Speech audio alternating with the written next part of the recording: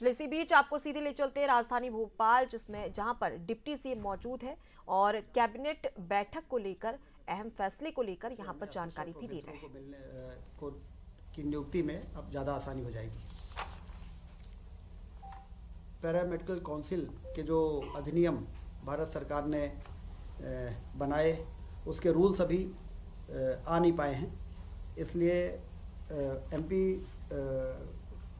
Paramedical council के नियमों को एक बार फिर से यहाँ पर रिस्टेट किया गया है, जिससे कि हमारे 23-24 और 24-25 में एडमिशन और परीक्षाएं हम संचालित कर सकें। और जब भारत सरकार के रूल्स आ जाएंगे तो फिर उस रूल्स के आधार पर एडमिशन और परीक्षाएं हो सकेगी। तो ये भी एक महत्वपूर्ण निर्णय हुआ है पैरामेडिकल के क्षेत्र में। कोऑपरेटिव डिपार्टमेंट में जैसा कि आप सबको मालूम है कि पैक्स जो हमारी प्राथमिक सहकारी साख समितियां हैं वो सारी की सारी कंप्यूटराइज हो चुकी हैं। हमारे रजिस्ट्रार ऑफिस डीआर और जेआर के ऑफिसेस को भी कंप्यूटराइज करके और पैक्स समितियों के साथ और हाउसिंग की जो सोसाइटीज़ है, प्राइवेट जो सोसाइटीज़ हैं, उनको इंटीग्रेट किया जा सके, सारी इन्फॉर्मेशन हमें समय समय पे और मिलती रहे। इसके लिए strengthening of cooperative through IT interventions,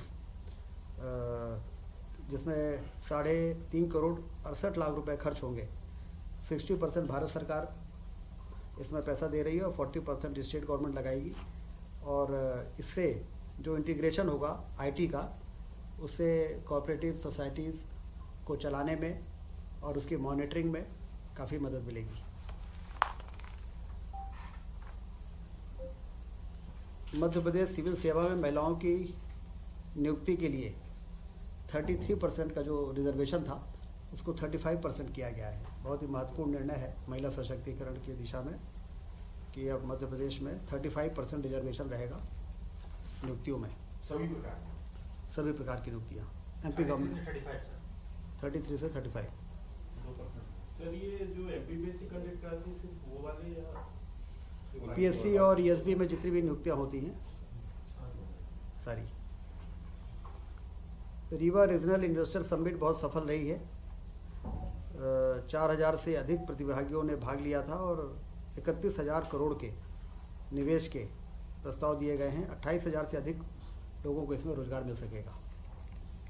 Govardhan पूजा का भव्य आयोजन पूरे प्रदेश में हुआ है और 2 नवंबर को सांस्कृतिक विरासत और धरोहरों को सहेजने की दिशा में एक महत्वपूर्ण कदम के रूप में देखा जा रहा है। लोगों में काफ़ी उत्साह था इस पर। गोवर्धन पूजा में जिस प्रकार से सरकार ने आगे बढ़ के लोगों के परंपरागत इस पर्व को में शासन ने जिस प्रकार से सहभागिता की है, उससे लोगों में बहुत उत्साह रहा और गौ संरक्षण गौ संवर्धन की दिशा में भी काफ़ी इसको ताकत मिली है। 29 अक्टूबर को माननीय प्रधानमंत्री जी द्वारा virtually Neemuch Mandsaur Seoni medical college के उद्घाटन किए गए, जैसा आप सबको जानकारी है। ग्वालियर में मानसिक आरोग्यशाला, मंदसौर में कल्याण विभाग, राजस्व विभाग, स्कूल शिक्षा विभाग एवं वन विभागों के द्वारा पीएससी से भरे जाने वाले पदों की जानकारी की भी मुख्यमंत्री जी ने जानकारी मांगी है, क्योंकि बड़ी संख्या में पीएससी से कई विभागों में भर्तियों का प्रक्रिया चल रही है। 7 दिसंबर को नर्मदापुरम में रीजनल इन्वेस्टर समिट होने जा रही है। 7 दिसंबर को नर्मदापुरम संभाग के सभी जिलों के लोगों को निर्देश जारी हुए हैं। 12 नवंबर को कालिदास सम्मान समारोह उज्जैन में माननीय उपराष्ट्रपति जी के मुख्य आतिथ्य में होगा। इस कार्यक्रम को भव्य रूप से आयोजित करने के निर्देश दिए गए।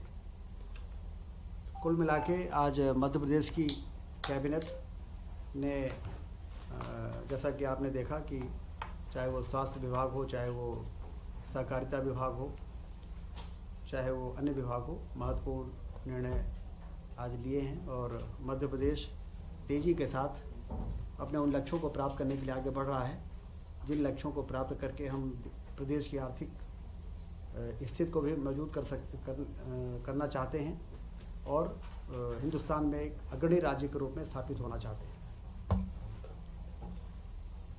ठीक है, नमस्कार।